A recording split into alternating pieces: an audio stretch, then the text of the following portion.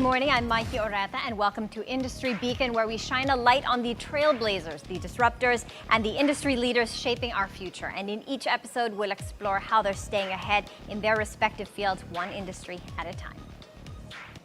The Philippine restaurant industry has undergone a remarkable transformation in recent years, from adapting to the pandemic's challenges to embracing new culinary trends and technologies.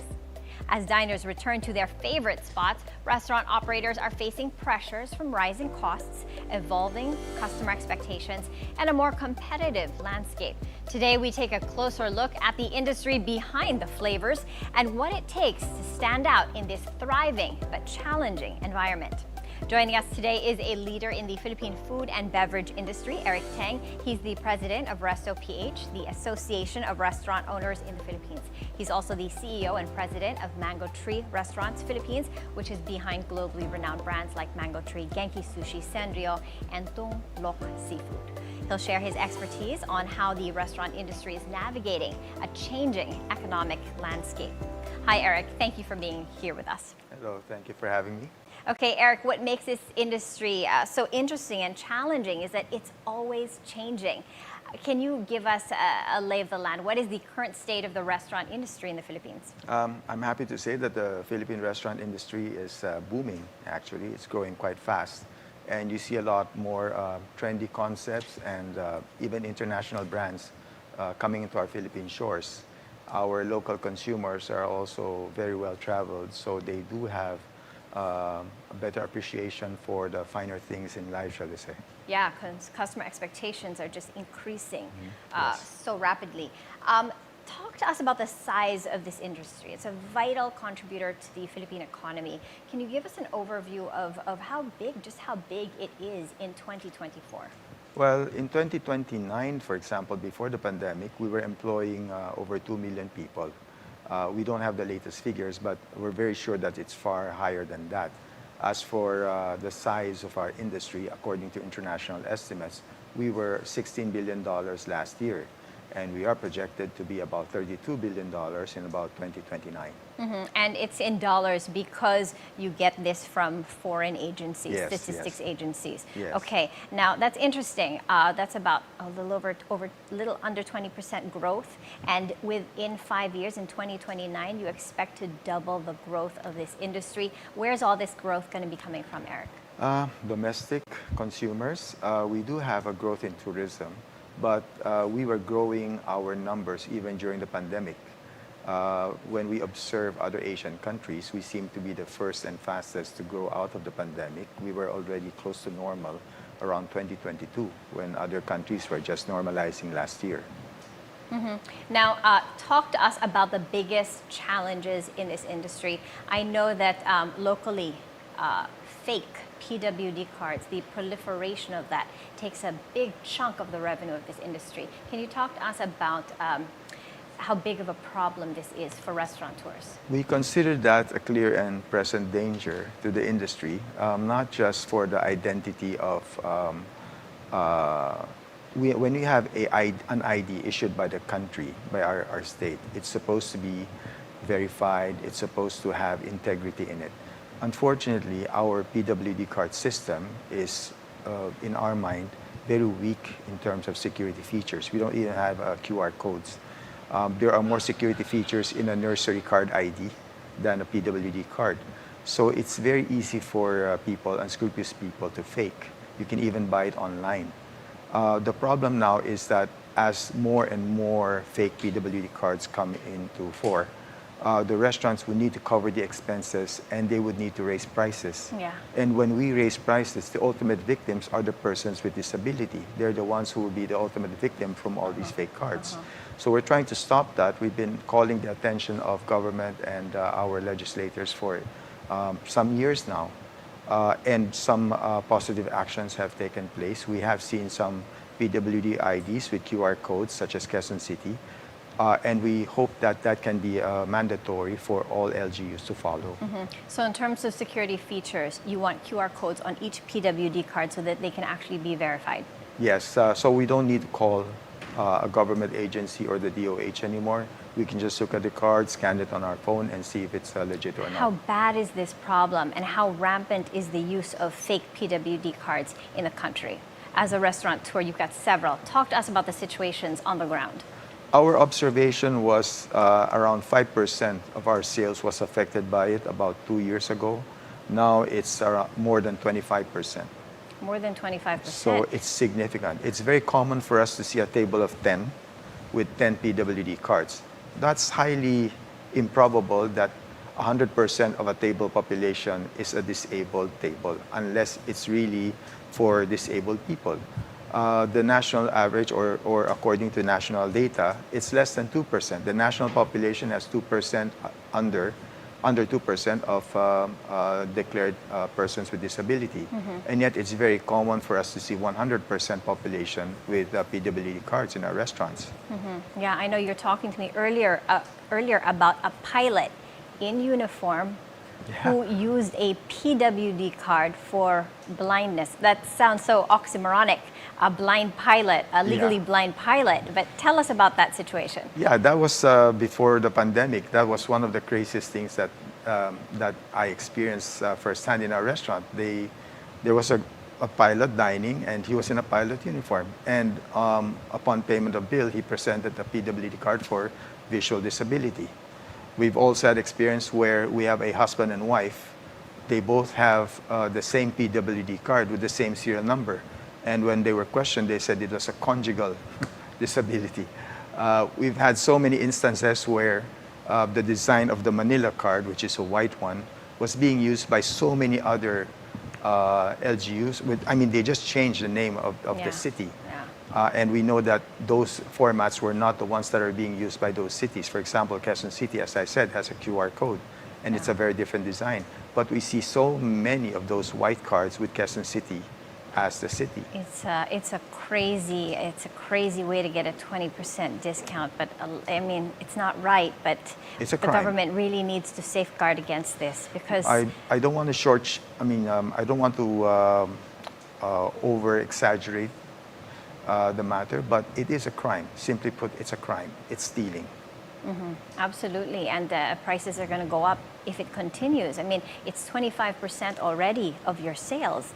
What more in the coming years? It's interesting to note, because people with disabilities, that's supposed to be just 2% of the population in the Philippines. And it's very difficult for them to get a PWD card. You have to submit a medical abstract. You have to go through the steps, and it takes sometimes weeks. And it's not easy for them, especially if they're in wheelchairs and you have to take them to go through the process. But you can actually order that online now, the fake ones, and they'll deliver it to your home for as little as 150 pesos. And that's scary, because that means that it's the growth that I say from 5 to 25% just in the last 2 years would be significantly more in the next 6 months. So that's scary for us, because we are already facing a lot of problems with food supply, forcing us to import a lot of the things that we need because of our growth. But we also don't want to raise prices at the same time. Talking about the other issues facing the industry, food supply issues. Talk to us about the problems that you're experiencing in this arena. Restaurants, when you go to our restaurants today, you have salmon, you have steak. Those are not from here. Those are imported. We hope that our local production can also keep up, our farms, our agriculture, so that it can sustain the growth of the restaurant industry. Our industry is growing because our population, the young population, is now coming into the consumption habit. They're going to the restaurants habit. We also have a lot of tourism growing. They also expect certain levels of satisfaction in terms of food quality and service quality. So we're trying to meet that demand. However, supply is definitely an issue that we have to address. Now, in terms of the changing economic landscape, interest rates are coming down. Inflation is within expectations. The banks have reduced, the reserve requirement ratio of banks has been reduced. That's going to be more money in the pocket of consumers to spend on dining, and Filipinos love to dine. What is your outlook for this industry in the years to come? It's exciting. It's challenging. I look at it with a positive mindset, but I also am fearful of the minefield ahead. We don't really know what we don't know yet. When we have a lot of foreign brands coming in, there might be over-competition, there might be a lot of local players that will be affected. So we are trying to help our local restaurant operators improve as well in terms of service standards and management standards, and try to get them locations as much as possible. Now, on another front, technology is a big part of this industry now, whether restaurateurs like it or not. Regardless of their size, how are restaurateurs in the Philippines embracing technology? The big word now is AI. And I am one of the worst people to talk about AI. I'm not a techie person at all. But I must appreciate that it's going to change everything. It's going to change the way we travel. It's going to change the way we get information. And it's going to change the way we disseminate information. But I think the restaurant industry, the food industry, is generally future-proof because we all have to eat. At the end of the day, whatever technology is out there, it boils down to getting a meal into someone's stomach. Yes. And that's going to be a constant, whatever we do. Yeah, people will be hungry at least 3 times a day, sometimes with a 4 times merienda a day. and midnight snack. Okay, all right. The industry relies heavily on skilled labor to deliver exceptional service. How is the industry addressing labor constraints and wage issues? Compared to other countries, we actually don't have as big a labor problem as they do. Other restaurants can't even open 7 days a week because there's simply no staff. In the Philippines, we're lucky that there might be, when we say there's a labor shortage, it's just 10 or 20% of what we're normally used to. But we do have a huge pool of manpower that is available for our industry to grow with. Training is a very important part. Service training, the educated professional service training is something that is not yet standardized or something that is well known in our industry. But I'm happy to say that hospitality is innate and it's easy for us to train for service. Okay, we're going to be taking a quick break. We'll continue this discussion after that. Industry Beacon will be right back.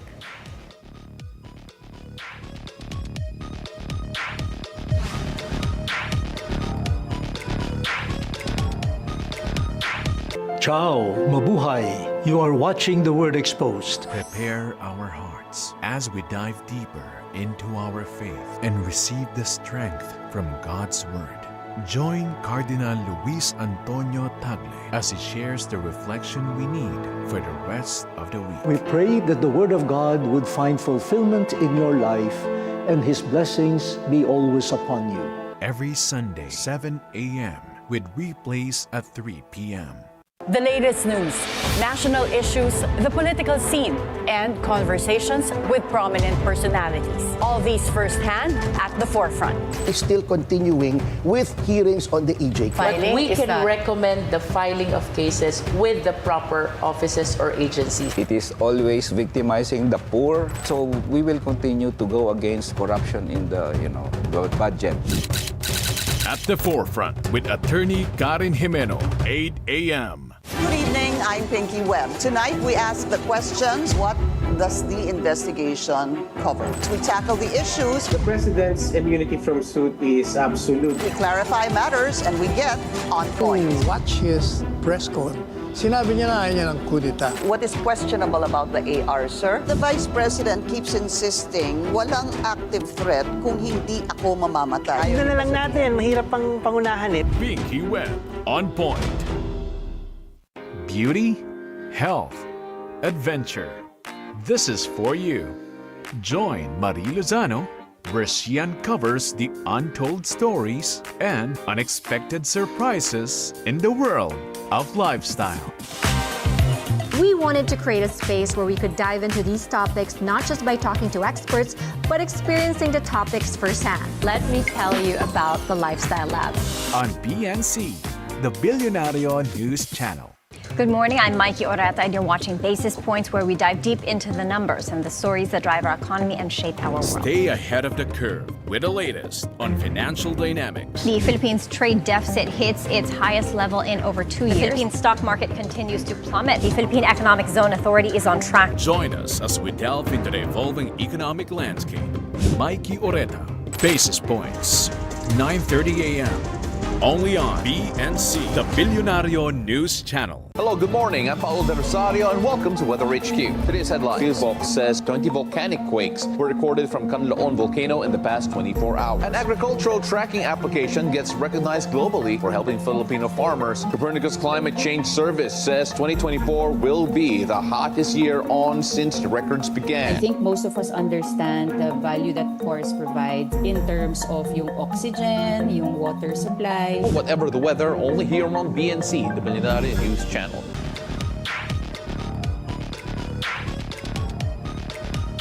Welcome back to Industry Beacon, where we're continuing our discussion on the restaurant industry with Eric Teng, the president of Resto PH and the CEO of Mango Tree Restaurants Philippines. Okay, Eric, I wanted to get your thoughts on the tipping culture in the Philippines. We're very Western oriented. So in some respects, our tipping culture is very kind of like the US, but not as crazy. Although a lot of people I know would wish that we were like Japan in this regard. What are your thoughts on this issue, Eric? Of course, our service staff would want tips. They would want to be more like the US. But the consumers, they would want not to tip. But actually, you'd be surprised that we often see tips that are equal or more than the bill because they're just so happy with their experience. Tips aren't required. Tips are optional. So that's what we aim to please. I just came back actually from the US, and it is crazy. It's like a mandatory. It's in the bill already, 20%. It's already in the bill, and there's another tip as well. What's a good halfway mark here in the Philippines? You want to make the people in the service industry happy, and you want to reward them for good service. But at the same time, you don't want the expectations to be so high all the time. Yeah, no, there aren't.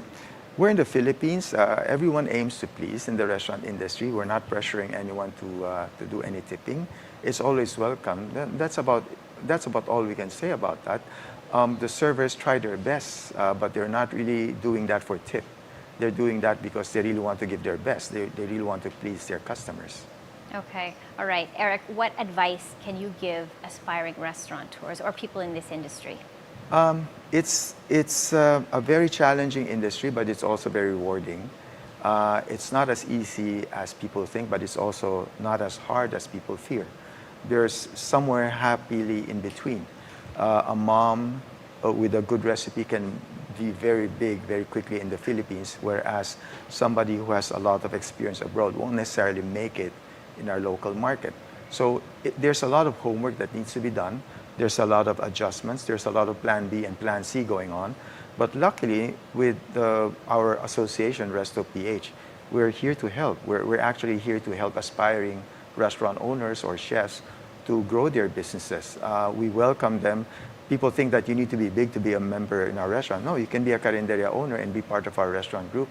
And we will be very happy to help you with food safety, kitchen skills, sanitation skills, hygiene skills, so that you can grow your industry in a shorter period of time with less mistakes. Mm-hmm. How many restaurants are under this organization? Right now, we count around 200 members, but that's right now there's less than 3,000 restaurants, I think, or more, because there tend to be multi-brand restaurant chains. Mm-hmm. But we also have single brand chains. I actually have conversations. They'll ask me how to join, and I'll ask what kind of restaurant, and you'll be surprised. It's a very small restaurant that they're afraid they don't want to join. But no, that's the whole purpose of the existence of our association, to help the small player grow. Mm-hmm. Speaking of helping the players in this industry, it's Christmas. If you could ask our government for 3 wishes for this industry, what would they be? Oh, first, please help us with the PWD card system. It's crazy now. Secondly, the traffic system is going to be very bad, but that's also because economic growth is here. So when I see traffic jams, I'm not necessarily upset. I know when there's a traffic jam, the sales for tonight will be good. But when we see Monday traffic or Sunday traffic, it's not necessarily going to do well as well. Third is to open more inroads for foreign goods to come in, because expectations of the local consumers for quality is very, very different today than before. The restaurant scene is changing, not just by the year, but by the month. Every month is something different. We have foreign brands coming here all the time. So we are not looking at the local competitor or the local consumer. We're actually looking outside. We're looking at who wants to come into the Philippines. The Resto PH is also one of the founding members of the ASEAN Restaurant Association. We're one of the 6 founding members together with Vietnam, Cambodia, Singapore, Malaysia, and Indonesia. And our role is to help each other grow our businesses as well. So if Philippine restaurants want to open in these markets, we can help facilitate that. But also foreign restaurants who want to come in, they also talk to us about it. The Philippine market is big. Our city is, we have a huge population, and everybody's looking for the new. We're all very tech savvy. Well, we're very, very social media savvy, to say properly. Therefore, the trends outside in English is very easily picked up by local consumers. So local consumers immediately expect what they see outside. And we in the restaurant industry aim to provide that supply as fast as possible. And it's such a cutthroat industry. So many restaurants out there. There's so many places to choose from. What must restaurants have these days? What must they have in terms of personality traits to survive in this type of environment? Interesting you use the word cutthroat, because I also thought the same way until we formed Resto PH. Then we realized we have a lot more in common than being competitors, because a lot of our competitors now are my best friends and also my partners. Right now, please don't be afraid to come into the restaurant industry, and don't be afraid to reach out to us. We're not there to harm you, we're there to help. Have that mentality of having that bayanihan spirit where we want to work together. We need more restaurants in the Philippines anyway. We need more properly trained kitchen teams out there. So be friendly, think about network, think about surviving not just for the day, but for the week, for the month, for the year. And we're here to help, hold your hand if necessary, so that you can surmount all those difficulties. Just what I'm saying right now is what I learned, that it's not just up to you. You can also reach out to your friends for help. In our group chats, there's so many small restaurants asking for suppliers. Do you know a supplier for this thing? You have a supplier for this. You'd be surprised how many people contribute ideas. So within a click, you get all the information you need. It's a very fast way to grow and learn. And you're stronger together. We're stronger together. I always say the Filipinos are made to work together. Okay, Eric, what has being in this industry taught you about conflict management in terms of how you deal with difficult situations and perhaps negative feedback or difficult customers? Negative feedback is actually not a bad thing. We actually welcome to know about that. We would rather hear your negative feedback than for you not to come back. So we aim to adjust. We aim to please every day. The restaurant industry, like any business, is a constant work in progress. So we do want to improve from yesterday, even from our best days or our worst days, not just our worst days. So I think every restaurant owner, every business owner needs to learn how to be resilient and not just be weakened by a lot of negative things. You know, those are things that allow you to grow. Every mistake allows you to learn something. You know? Okay, given the positions you hold at Resto.ph and managing your own restaurants, what insights have you gained into the Filipino consumer and into the palate of the Filipino? How has that even changed over the last couple of years? It's very unpredictable. Now I know that. After being in this business for 15 years. What you think you know, you don't. So, be prepared to chuck it out the door. I mean, you think we try our best to present something in a special way. And what the customer wants was something more basic. And then when we try to give them something more basic, no, they wanted something more exciting. It's a constant adjustment. Is the customer still always right? Does that mantra hold true? I would argue that we want the customer to be right. We want the customer to always be right. But even when they're wrong, we try to make it right. So if they want my tom yum without spice, that becomes sinigang. We can't do that for them. We have to serve them what we know. Otherwise, they just won't be satisfied with what we serve. Okay, your favorite restaurants or places to eat in the Philippines, excluding your own? You'd be surprised, actually. It's actually my mom's house. And home cooking is kind of like what I like. So when we build our restaurants, we want to present a home cooking vibe. We're not trying to look for a posh restaurant. But when I travel around the Philippines, it's the smallest carinderia. That's my favorite, where they have the inasal. My favorite is a simple, tapsilog. It's nothing more complicated than that, but there are ways of presenting it that is still very authentic to the hometown. Yeah, and sometimes you just don't want to deal with the hassle of having to procure the ingredients, make it, and then clean up afterwards. So thank you for all that you do in the restaurant industry, Eric. Thank you. My pleasure.